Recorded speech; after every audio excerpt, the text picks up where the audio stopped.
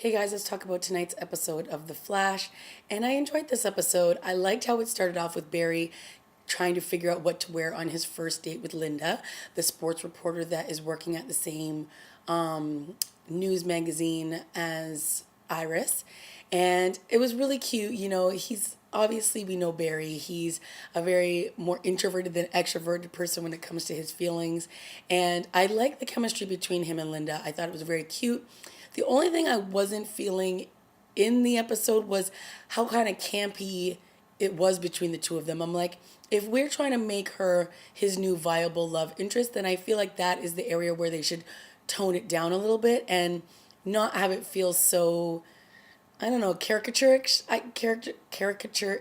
guess. Like, it just felt like, I don't know, it just felt really awkward for most of it. And she was like almost too bubbly and like too like, I don't know. There was just something a little bit off, but I do think they have chemistry, and I do like that they're pairing him up with a new girl, and I do like that. Obviously, this is going to make Iris very jealous, but I don't want to see her getting all bent out of shape about it. And I like that Barry called her out when I don't think she intentionally meant to do it, but she told Linda that he's getting over I guess being hurt by a girl that he had feelings for, and it was unrequited love.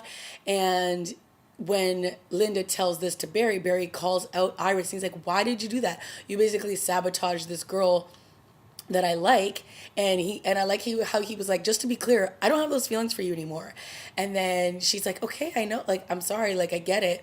And then at the end, he goes back to the news magazine place, and he basically tells Linda that he'll heat a hot pepper if she doesn't agree to go out with him.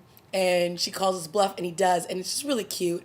And so it's nice to see that he's at least fighting for this relationship to work. And Iris is going to have to just get over it because, hello, like she said, or sorry, like he said, you can't not want to be with me and then also not want me to be with somebody else either. So I like that. Sorry. I like that, they're at least getting all of that out of the way and let them move on with the relationship if they're going to go in that direction. I also thought it was cute that when they were making out on the couch, he got all excited and he started to like do his really fast movement that he does when he's trying to disguise who he is. And she's like, "Whoa, what was that? I liked it." And he's like, nothing. I just feel like I'm going too fast here with you." And it was just really funny. And then he got the phone call and then he had to rush out and he was just so awkward and he's like stumbling over his words. He's literally stumbling over the carpet. He's trying to put his clothes on. He's putting them on inside, like backwards. Like it was just a typical adorable Barry. So I like that, they're at least going to make this a relationship that moves forward. But I just want them to take down the campiness of it and let them really get to know each other, bond. Obviously, he's just going to keep lying to her, which again is one of the things that I felt is one of the reasons why Iris and his relationship is so stunted is because she doesn't know the truth. So he's always lying to her, and there's just a whole part of his life that she's not aware of. And if they're really best friends, that shouldn't be the case. So in this instance, it's going to be the same thing where he's just going to have to keep lying. He's going to have to keep being interrupted by phone calls and emergencies that he's going to go on, but we'll see what happens. So we also had Joe enlist Cisco in helping him find out more information about who murdered Barry's mom. And they go to Barry's childhood home to see if they can find some forensic evidence. And, a long story short, they basically they're able to use some machine to use these particles that were up against some glass to recreate the scene that of the night when his mom was murdered.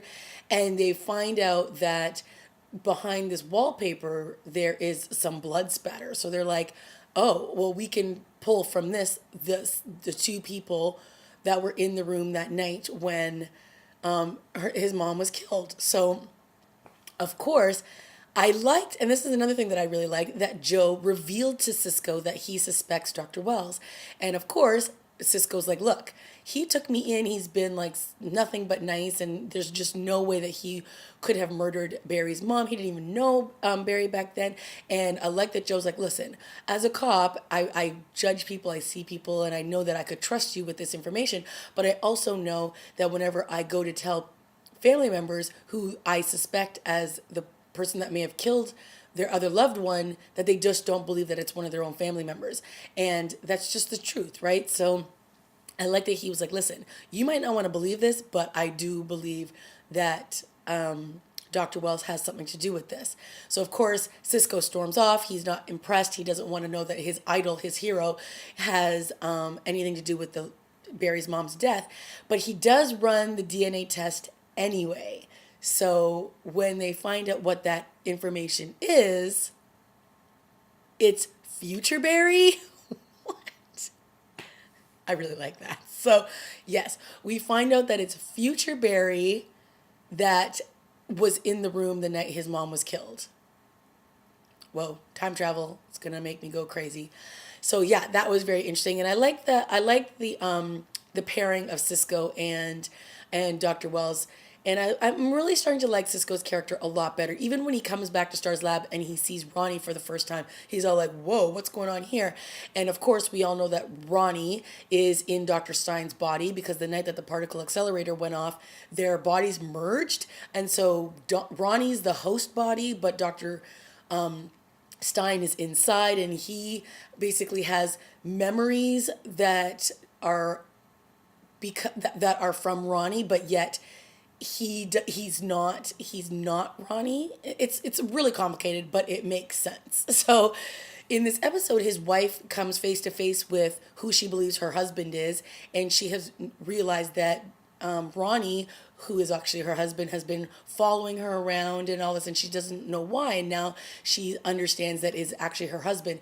And the gang at Star's lab feel that there is a way that they're going to be able to separate the two of them, Dr. Wells from Ronnie. And so when they tell him this, of course, they bring him back to Star's lab. They put all this stuff in him. He cleans up quite nicely, I must say. And of course, Caitlin is having some issues because this is obviously her not so dead ex-fiance. And she's just got to kind of get over the fact that he looks like her husband, but it's actually Dr. Wells in his body. So, I liked all the scenes when they were running all the tests and they're doing this stuff. And then he's like, you realize I can hear you, basically. He's like, you guys aren't very stealth with your conversations because he's overheard the fact that his body temperature keeps rising. And at this rate, he's going to basically self-destruct and it could flatten Starling City. So he basically wants to leave and kill himself in order to save all of mankind, I guess. And the team tracks him down, they find him, and then there's a really awkward kiss between him and Caitlin. I mean, it's not awkward because it looks obviously like Ronnie, but I felt like it was like that moment in Ghost. You guys remember that moment in Ghost when Whoopi Goldberg jumps into the body? And then all of a sudden you see Patrick Swayze and then him and Demi Moore kiss and you're like, but she's actually kissing Whoopi, so it's kind of awkward. And so in that moment when Ronnie kisses Caitlin, it's really Dr. Wells, so it's kind of weird even though it looks like it's Ronnie. I don't know. So I was kind of like, but anyway, it was fine. And when they do whatever it is that they're going to do to him, they realize it's not really working and that he's going to explode. So Barry whisks Caitlin away and she's all like, no, because obviously she doesn't want Ronnie to die.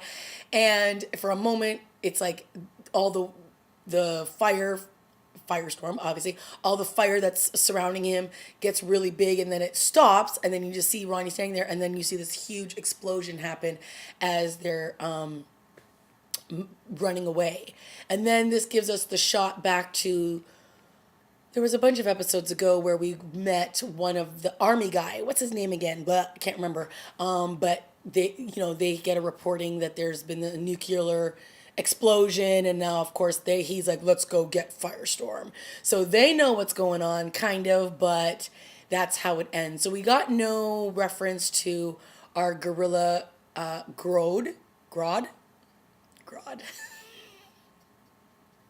Sorry, guys. We got no reference from that from last week when we all saw how the episode ended. But I'm just waiting for them to really spend an entire episode on that, so that's fine. But all the other stuff that they did in this episode, I thought really worked. I liked the scenes between Caitlin and Ronnie, and then Ronnie as Dr. Wells. I thought that all worked quite well. And then, of course, all the stuff with Joe and Cisco. We didn't really get a lot of, is Dr. Wells really behind all this stuff this episode? I think it's been taking a little bit of a backseat, which is fine because he can't always be twirling his mustache, right? Like, he can't always be like that. But he did go into his little lair where he pulled out a gun, and then you heard the voice on the overhead talking to him about his weapon of choice and all that kind of stuff. So he was obviously ready to do whatever it could to protect, I guess, all of his people. But Dr. Stein took off on his own to save everybody. So it was kind of, he didn't have to take out his gun and go full throttle on him. So yeah, a pretty solid episode. And again, I really did like all the stuff with Barry and his new lady love, Linda. We'll see where this goes. And I think, again, Barry is just, he plays that sort of awkward kid who's dating somebody for the first time really well. And even when Linda goes to talk to Iris and he's like, when was his last girlfriend? And she's like, I don't really know. He hasn't really had a girlfriend because I don't think he really has, right? And he's been in love with Iris all this time. But again, time for him to move on. And wherever it takes him, whether it's good or it's bad, I'm fine for the journey as long as we don't keep getting I still love Iris. But, I thought it was interesting how they pointed that out when he had his flashback to meeting Dr. Stein on the train. And he was like, I'm taking my girlfriend. Oop, not really my girlfriend.